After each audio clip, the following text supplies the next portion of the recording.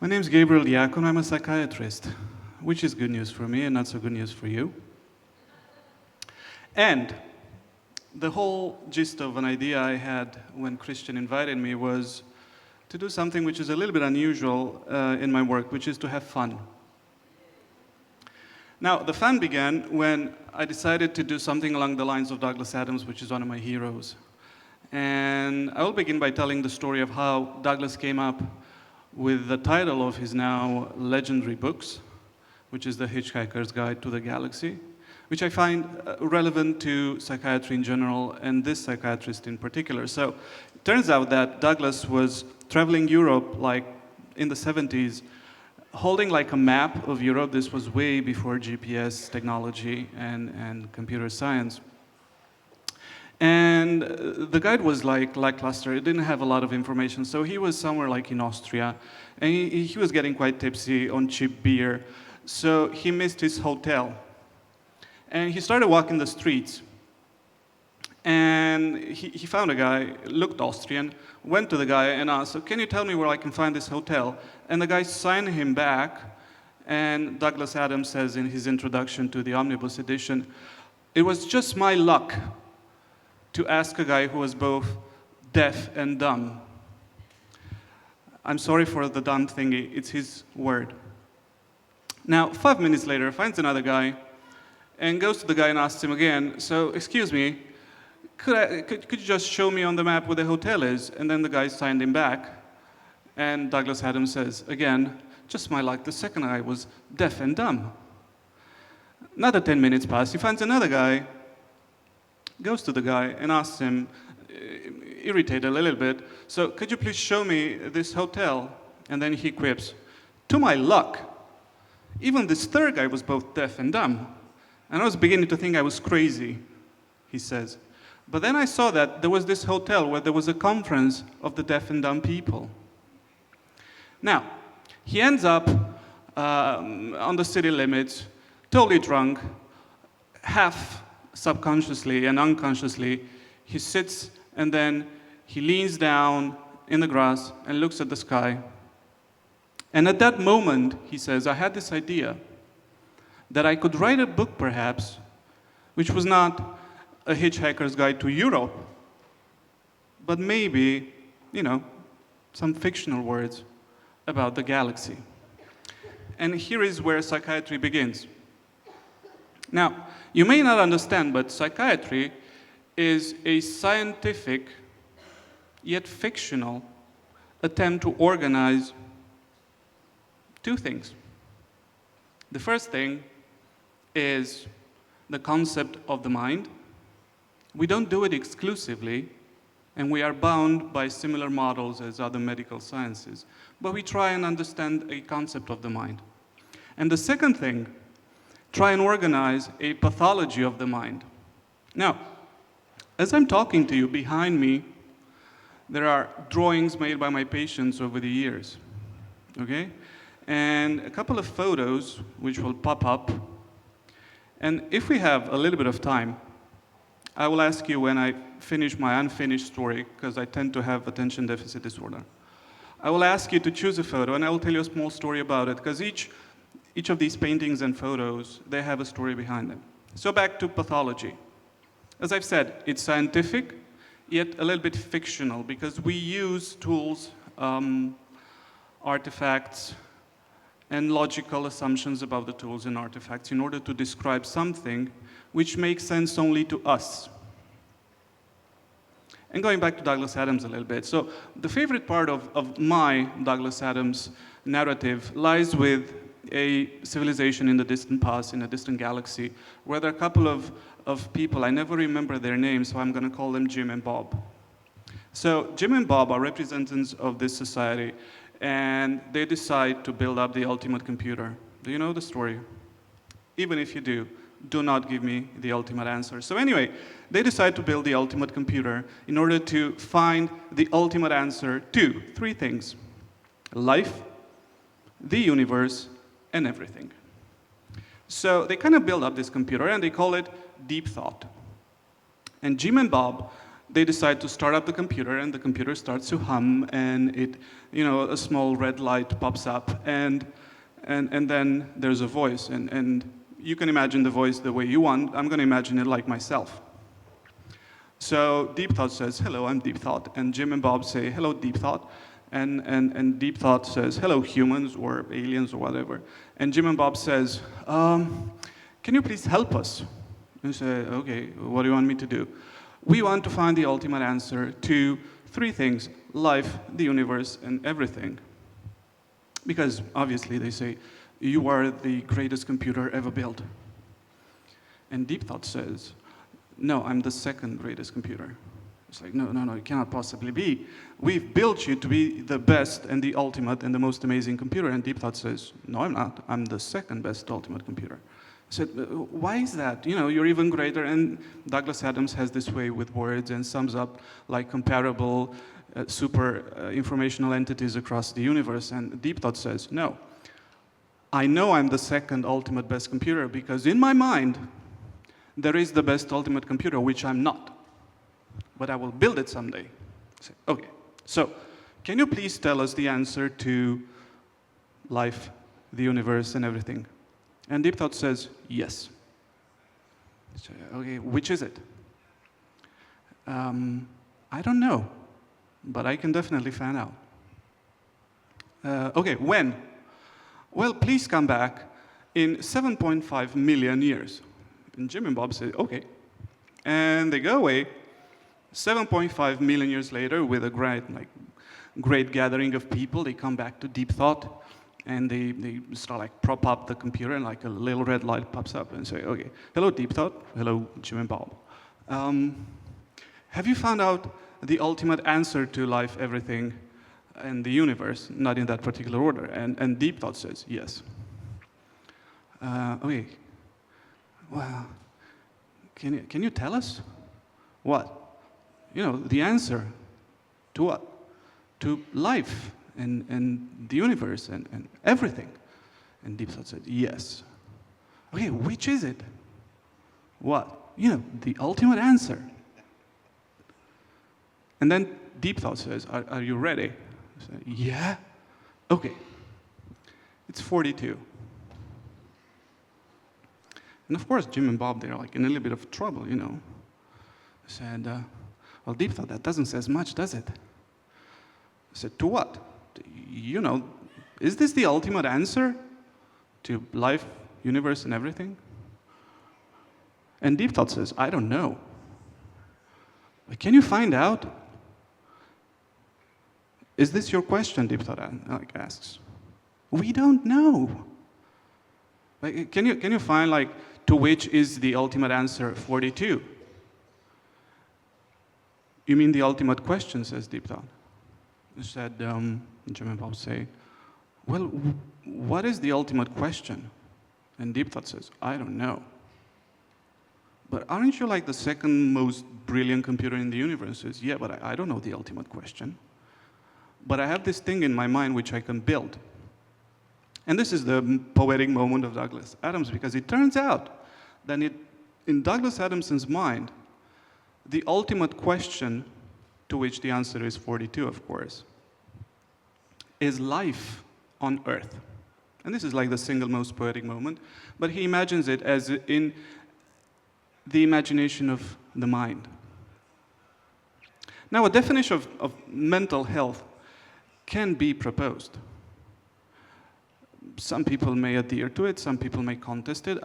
For one, I'm a little bit baffled about the certainty with which people prefer to be mentally sane. Most of you, if I should ask you to question yourself right about now, most of you would have an impression that there's nothing wrong with you. Well, maybe to some of you, there may be a doubt. I'm always doubtful of myself. But most of you wouldn't have defined concept of mental health. And it's something which I always say to my patients, that strangely enough, mental health is something you realize you had once you lose it. Because it's something that should be there, and it's not. You used to have good focus, or at least you thought you had. There's not there anymore. There used to be a good memory, which you used to have, like remembering names and telephone numbers or quotes by various artists. And there's now the subjective impression that you're forgetful. There used to be a good perception of thought or intelligence, and sometimes people come to me and say, I think I've lost it. There is the mood. What is a mood, actually? How does mood emerge? Are people naturally happy? My proposal is that they're not. They're like 42s. They're nothing. They're in a sort of balance between feeling well, feeling meh, and then things start to happen, and the healthy way supposedly is a way in which, while querying yourself, asking yourself the question, how am I? Or why am I? Or where am I? There is a definite coherent answer. Now, pathology, on the other hand, is something which is structurally amazing. Psychiatry has a couple of faults historically, first of which is that it appeared at a time when the Industrial Revolution was beginning. So perhaps some of you may have an imagination about the way the mind works as a sort of like mechanism, cogs and wheels and distribution and hydraulics and pistons and powers and forces and things which pull at each other. And of course, pathology is like, the engine has died. We don't have enough traction. We're losing steam. Blow off steam, There's a blockage. There's no oil. We ran out of gas. Or even more dangerous, the mind is a weapon, It blew up, cracked open. Now, I'm always trying to leave, hence the photos and the drawings, for a little bit of a split second, the imaginary world of words and concepts and mechanics. Because here's the thing, it's all an illusion, both health and pathology. So it's really difficult if you're still in the illusion in that particular box to see what's wrong, whether there's anything wrong. If you're going to ask people to describe, some people are really good storytellers about what's going on with them, and that's pathological enough. But then there's people who don't have the words or means or ways to say what's bothering them, what is it that they see in their inner mind's eye. It's quite suggestive, isn't it? And then there's the second fold of psychiatry, which I'm guilty of. We use diagnosis. As I've said, historically, we imagine the mind as a sort of like theater or engine or mechanism. So we diagnose it. From the moment we have devised the model, we say this is the part which is not working, as sort of like separated from the rest. And we still do it. By the way, do you guys know where the mind has a home in the body? Is it in my fingertips? You think there's mind in my fingertips? No, not really. Huh? Do you think there's a mind in my chest? Or in my gut? Is it like brainless organs all around? And then there's the brain, where is the house of the mind, exclusively? Now that's a tricky question for you. Because of course, the brain does a lot for the human mind. But not alone. So anyway, diagnosing when it comes to pathology means probing the mind, which is like, tell us the ultimate answer to life, everything, and the universe. And sometimes the mind says 42. And as a psychiatrist, you're very much inclined to say, ha, I know what your problem is. And that is a psychiatric diagnosis. And people, over the years, given our heritage and the German infusion of Latin words, we have developed a sense of fatalism when it comes to psychiatric diagnosis, like dementia. There's the mind, which is mentis in Latin, and dementia is that there's no mind at all, which is kind of strange if you think about it. And the proposition being that from a point on, if people lose their minds, there's not going to be a mind. There's going to be a nothingness. And then there's the schizophrenia thing, the split mind. The piston broke and the engine is cut in two. And of course, the Latin name of schizophrenia being dementia praecox, which is like, oops, you start off early. You're losing your mind while you're young. Or like mania or depression, which is, for those of you interested in the jargon, a negative hyperthymia. One of my favorite words in psychiatry is hyperthymia, because, of course, in Greek, Thymus means soul. So negative hyperthymia is like, you got a lot of soul, man, but it's negative. The funny part about it is that there is a small gland in the human body called the thymus. It's got nothing to do with the soul, but ancient surgeons, when they found like this little patch of tissue, like yellowish meat, they assumed for some strange reason that the soul is at the bottom of the neck.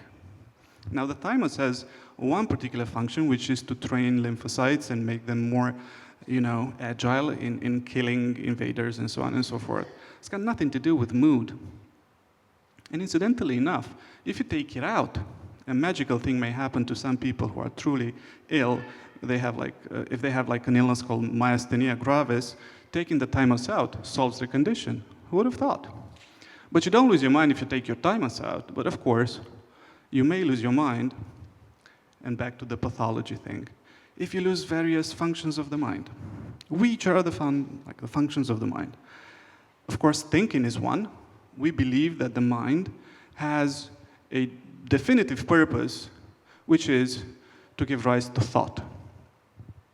And we imagine the mind to be like a place where things happen and then thoughts emerge. And they've even calculated like the speed of thought, which is amazing if you think about it, because I remember when I was a child that we thought that there was like the speed of sound, and then there's like the speed of light, and then there's like the speed of thought, man, which was like the most awesomest thing to have, even greater than the speed of light. So, thoughts just popping up in the mind. And the mind is a place, of course. And if the place is ill, then thoughts are not going to travel as fast as we'd like them to, or they'll become crooked, or evil, or something. Which is, again, a convention used in psychiatry to catalog thoughts. And then, of course, is the coherence of thoughts. That is difficult to ascertain outside of language. One of my most strange encounters was like maybe 7 or 8 years ago. I was called to evaluate an elderly gentleman for his mental capacity to sign a document whereby he was estranging his house to his nephew or something. Now, this gentleman had been left deaf, mute, and at the same blind by a strange stroke. Now, this was a difficult moment for me, right? So he could not see, he could not talk, and he could not hear anything. How would I ask questions to this guy? And because I'm a lazy psychiatrist, actually, all I did was write in a small report, there is no way I can ascertain this individual. Hence, I proposed the hypothesis that until proven differently, this gentleman is sane. Prove me wrong. So the lawyer accepted my note. A pathology of the mind is one thing if we're thinking about diagnosing people. It's not difficult. We do it every time. That guy is crazy, My neighbor's mad. You must be fools to be here listening to me. Isn't that a funny diagnosis, is it? But it's a totally different thing to move beyond it and say, okay, we're going to treat this. I'm going to help you people in your foolishness. How am I going to do it? I got no idea, man. This is a problem for me in my everyday practice because I'm a trained doctor. I went to medical school. I know the cogs and wheels, the tiny bits of the human body. And then I know things about medication and the way medication is supposed to work on the human brain. And then there's like the leap of faith, whereby if I'm going to give you a substance, the substance will go where I want it to go, and the substance would do what I want it to do.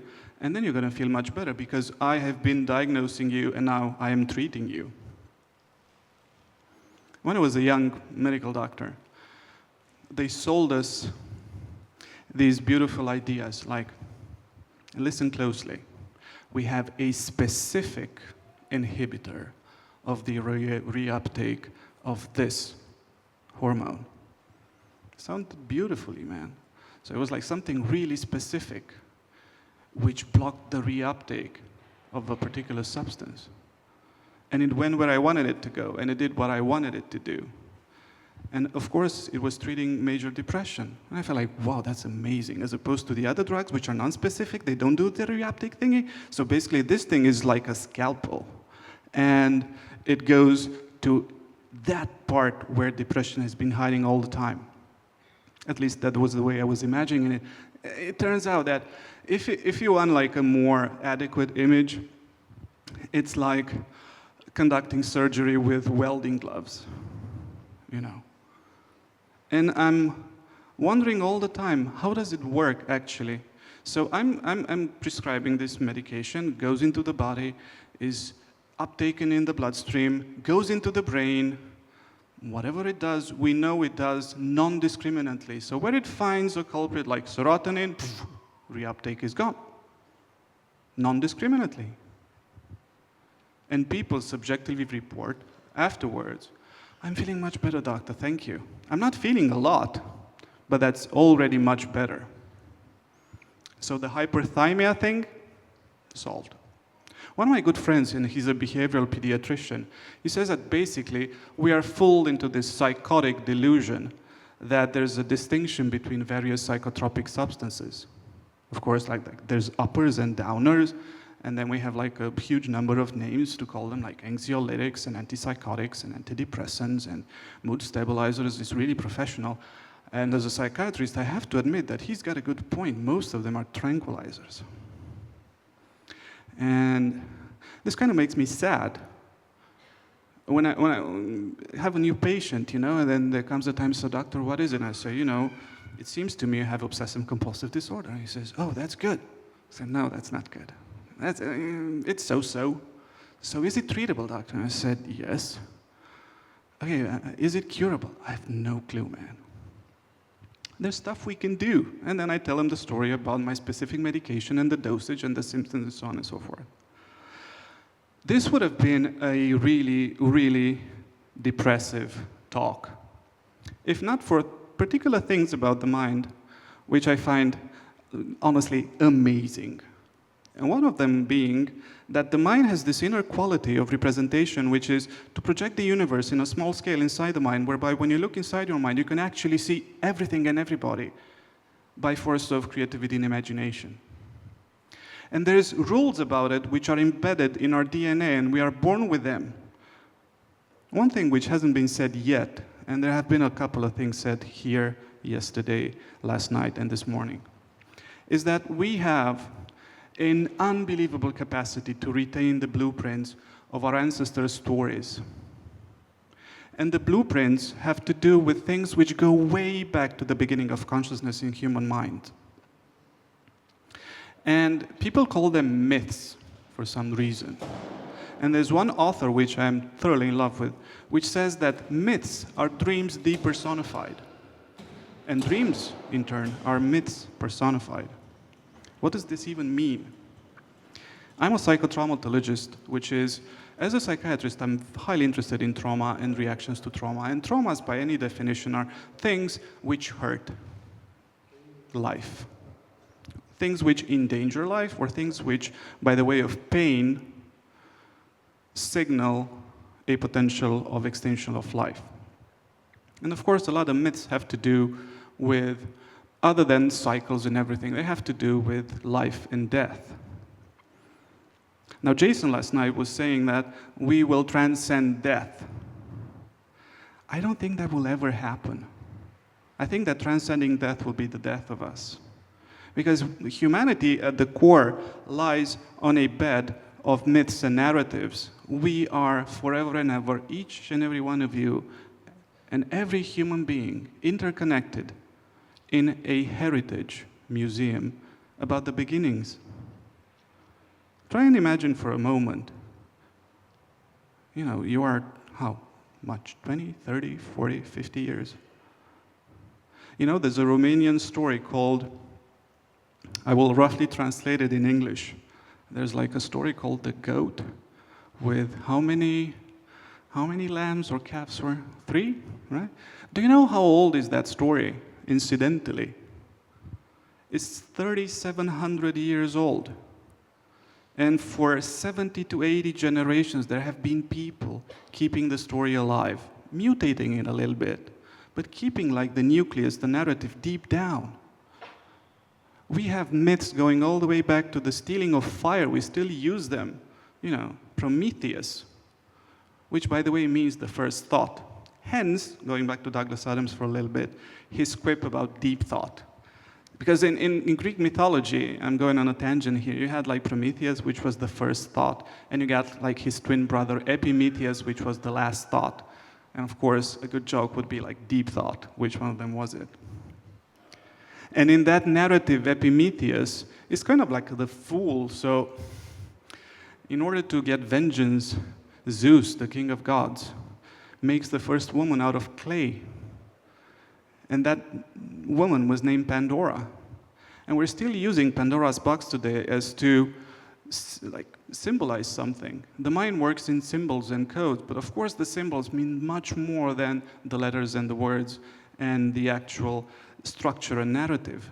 And so it turns out that people, when they're faced with adverse events, they have this whole library of survival at their disposal. Psychiatry has a problem here, because we see the mind as a mechanism. We don't see the mind as intelligent, to be honest. We just see the mind, and we can measure the acuity or the powerfulness of the mind or, the goodness of fit of the mind. But we have no actual structure to apprehend how much of that mind is spirit and how much of that mind is soul.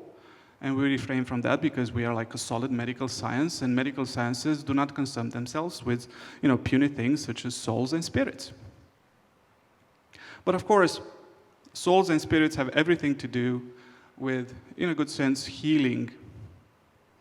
One of the theoreticians of major depressive disorder, which is one of my heroes called Gordon Parker, said once that a great quality of a treatment for major depressive disorder would be to reinstate the sacred right of the individual to be miserable.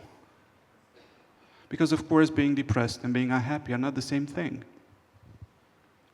Now healing as opposed to regaining health is something which is subtly different. I have a number of patients which I can honestly say to my heart, when they come to me after a while, you are healed. I say, I don't feel much better. Well, tough luck. Life is not about feeling better, and I'm not here for your pleasure. But the question still lingers. And the question still lingers about what does it mean to have a sick mind or to have illness in the mind? And what does it mean to have a healthy mind? And how do we go or push further than this? And for this particular reason and for this particular number of ambiguities, I think that my profession will die during my lifetime. I don't think psychiatry will survive in this form. I think that the model is rotten. I think we have gone way beyond hydraulics and mechanics and functions of the mind and the Cartesian theater. I don't think I'm doing my job properly from a scientific, true standpoint. I think I'm respecting the norms in the Bible of psychiatry, which says that negative hyperthymia is an actual true concept, or that mania is an actual true concept. I see it, empirically, it's got like state value. When you see somebody who thinks he or she is the devil, you cannot doubt there is such a thing as psychosis. When you see or hear somebody stating that they have hallucinations, it's definitive. If they hear voices and interact with those voices, there's a problem over there. When you see somebody having negative thoughts and feeling suicidal, it's as good as it gets for psychiatry. but there's no engine behind it. There is no hydraulics behind it. And what's even more depressing to me as an intellectual is that for the past 50 years, we have done nothing to change the paradigm. And I don't think we will ever do. Numbers are disquieting. I'm not an optimist. 6 years ago, there's been a study called the Global Burden of Disease. People were investigated in 189 countries over the globe. I think that's like all of them. And they realized, when looking into this study, that pain and mental illness account for like half the morbidity on the planet. Pain and mental illness. There's been a recent research in the States saying that by 2060, the population of people with dementias will double. We have done something like thoroughly wrong here, which is we have enhanced medicine to the point where the second major cause of mortality is medical malpractice. We have gotten to this point. I think technology is going to help people become less people or not people at all. But for doctors, where do we go? We are treating humans. We are not treating computers. And humans, by the means of their minds, are not getting any healthier. They're actually getting a little bit sicker by every generation, You have addicted people. You have people with new symptoms of disease. There are 357 mental illnesses. I was telling my friend Christian the other day, there are like 500 plus described paraphilias, which are disorders of sexual behavior. It's like a lot of them, man. And the critics say we have invented diseases to pursue the interests of the big pharma companies. That's not actually true. Well, it is a little bit, but still. That being said, I will end this random series of thoughts about my profession with perhaps the definitive quote in Douglas Adams's book. He says there are like 3 stages of civilization, and they all have to do with food. For some reason, food is universally interesting for any mind in the universe. They say there's like the primitive concept, the contemporary concept, and the future concept of civilization. It has to do with 3 questions. In the beginning, says Douglas Adams, it's the how. How do we eat? The contemporary attitude of the mind is why. Why are we eating?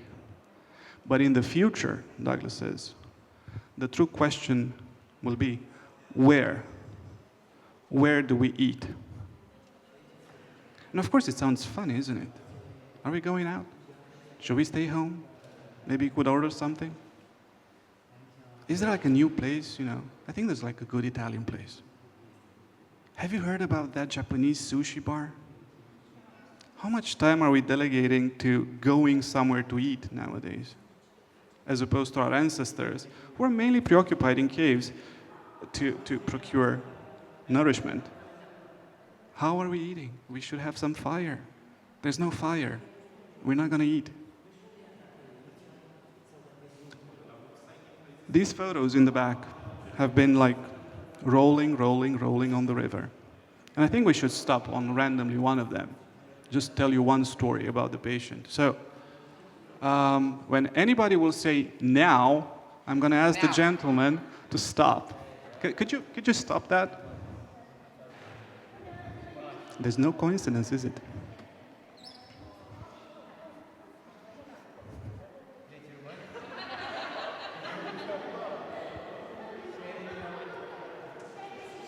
She is one of my favorite patients.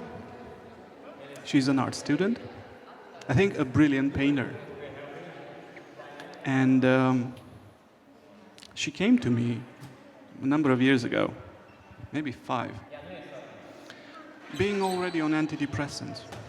Incidentally, I saw her the other day, and she was sad to find out I will not prescribe her medication anymore. I said, you had enough. What if I'm gonna have like a panic attack? We're gonna face it together. I lied. She's gonna face it. She grew up without a dad. Her mom had an affair while she was like in the first year in college. She never knew about him. Her mom was like a really progressive individual. She was raised by her grandfather and grandmother, and then they died. And she wanted to become a lawyer. But then in her 12th grade, something came up. She described to me, I woke up one morning with the definitive feeling I'm making the mistake of my life. And it was difficult to tell her mom about it. Her mom was like a helicopter type of parent, always concerned, always, worried about the health of her daughter. So she went to the art school. And ironically speaking, she could never tell me what's wrong.